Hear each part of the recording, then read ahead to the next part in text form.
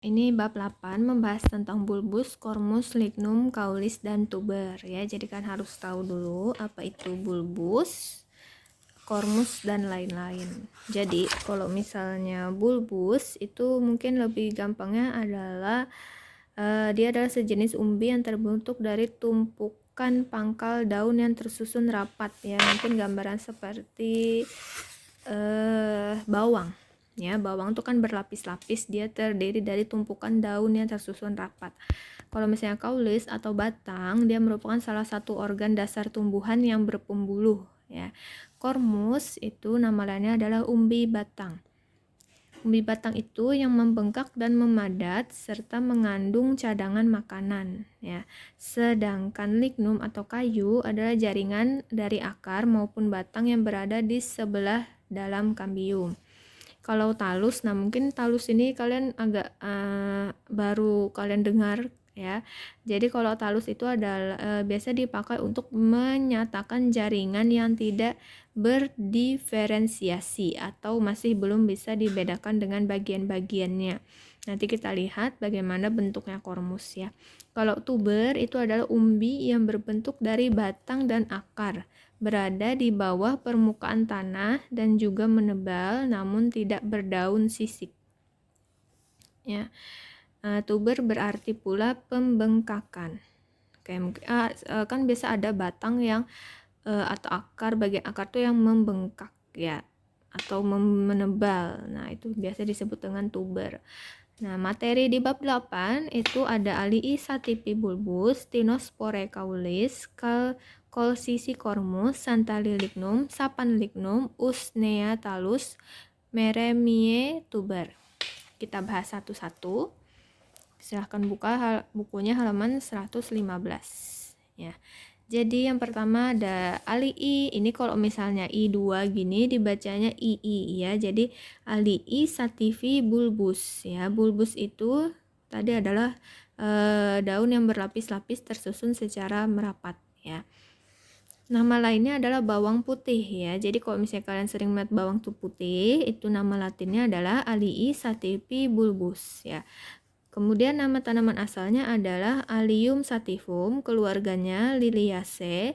Zat berkhasiat utamanya dia mengandung minyak atsiri yang mengandung dialil disulfida 60% dan aliin. Nah, bacanya bukan alin tapi aliin ya. Penggunaannya atau kegunaannya. Jadi bawang putih itu biasa mungkin kalian sering dengar sebagai anti kolesterol ya, dia sudah sangat terkenal dengan anti kolesterolnya. Kemudian antiseptika atau anti kuman, antispasmodik, ekspektoransia, dan anti hipertensi ya. Jadi banyak kegunaannya. Kemudian pemberiannya bau khas, rasa agak pedas. Bagian yang digunakan adalah umbi lapis. Sediaan ini maksudnya adalah sediaan yang biasa dijual di pasaran bentuknya ya. Nama dagangnya adalah garlic capsule. Seperti itu. Kemudian simplis yang kedua ada Tinospore caulis. Nah, caulis itu kan batang ya. Nah, ini Tinospore caulis bentuknya seperti ini. Nama lainnya adalah Bratawali. Kemudian nama tanaman asalnya ada beberapa ya. Yang pertama ada Tinospora tuberculata. Kemudian Baume ex Heine, ini nama penemunya. Kemudian Tinospora rumpii. Kemudian ada Tinospora crispa dan Tinospora cordifolia. Jadi ada 1, 2, 3, 4. Tinospora tuberculata, Tinospora rumpii, Tinospora crispa, dan Tinospora cordifolia. Ya. Tadi nama lainnya adalah Bratawali. Keluarganya Menispermaceae. Ya, zat berkhasiat utama glukosida, pikroterasida, alkaloid, berberin, dan palmatin. Penggunaannya sebagai antipiretika atau penurun demam, tonikum, dan antidiabetes ya. Pemberiannya bau lemah, rasa agak pahit. Bagian yang digunakan batang dan kulit batangnya ya. Tuh. Kemudian simplis yang ketiga adalah Colsicicormus. Nah, ini gambarnya seperti ini. Atau nama lainnya adalah daun umbi kolkisi ya. Nama tanaman asalnya Colchicum autumnale. Penemunya L. ini Linnaeus. Keluarganya Liliaceae. Zat berkhasiat utamanya Alkaloida colchicina, hampir sama dengan namanya ya. Zat berkhasiat utama Alkaloida colchicina, kemudian persyaratan kadar alkaloida tidak kurang dari 0,25%. Kemudian penggunaannya anti-gout. Anti-gout itu seperti anti rematik ya, yang biasanya orang ada kan kakinya tuh rematik kemudian membengkak. Nah, dia ada penumpukan air di kakinya itu ya. Nah, jadi kalau misalnya kakinya membengkak ketika ditekan, dia seperti kulit yang dehidrasi, lambat untuk kembalinya ya. Maksudnya kalau ditekan kulit kita kayak meninggalkan bekas seperti itu. Nah, berarti di kakinya banyak mengandung air karena ada penumpukan tadi ya. Kita bisa gunakan daun umbil kolkisi sebagai antigotnya. Bagian yang digunakan adalah daun umbi, kesediaannya adalah Recolvar tablet.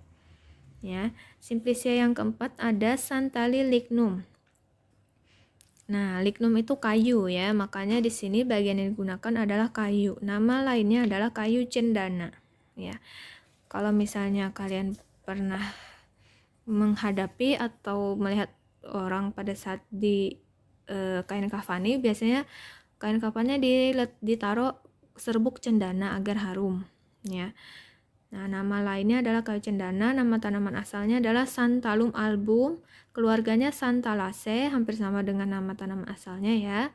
Zat berkhasiat utamanya minyak atsiri dan tanin. Penggunaannya diuretika, carminativa, dan antispasmodik. Diuretika itu adalah peluru air seni, carminativa itu adalah penurun demam, kemudian kemudian antispasmodik adalah anti kejang. Peralat carminativa itu adalah mengeluarkan angin dari dalam tubuh.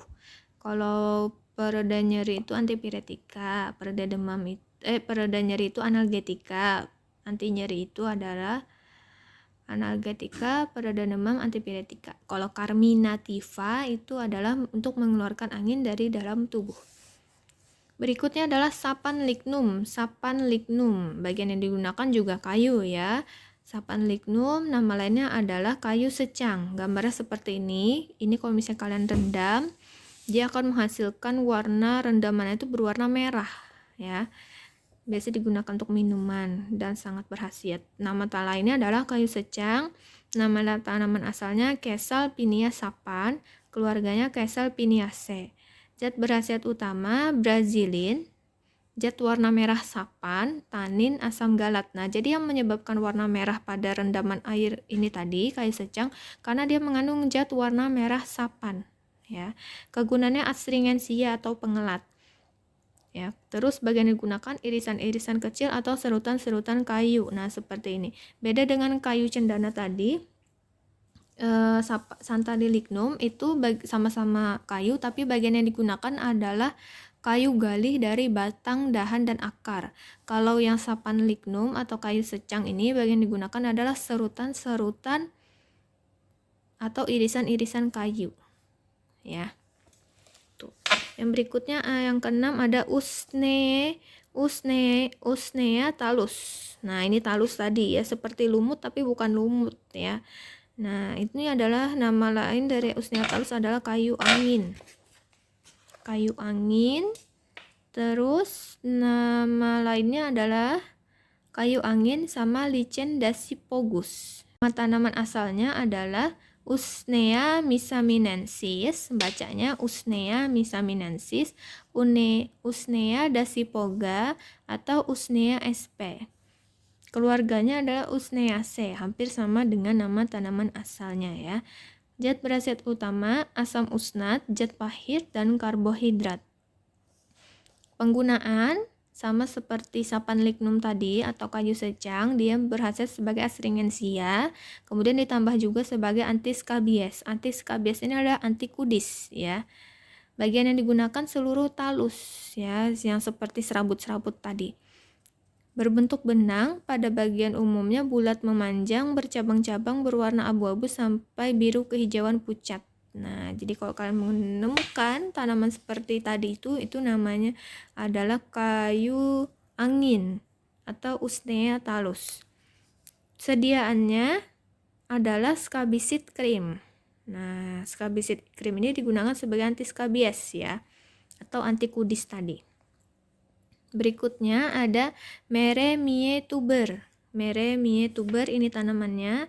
Nama lainnya adalah bidara upas. Nama tanaman asalnya Meremia mammosa. Keluarganya Convolvulaceae. Zat berkhasiat utamanya damar, tanin, dan pati.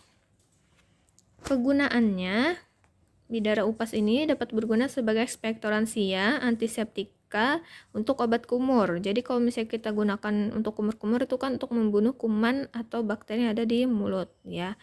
Kemudian bagian yang digunakan adalah irisan-irisan umbi akar. Nah, ini adalah bidara upas ya, yang dapat digunakan sebagai obat batuk berdahak dan antiseptik atau obat kumur. Nah, oke, ada 7 simplicia di dalam bab 8. Silahkan kalian ucapkan atau latih cara mengucapkannya. Semakin sering kalian berlatih cara pengucapannya, maka kalian akan semakin terbiasa ya. Oke, terima kasih.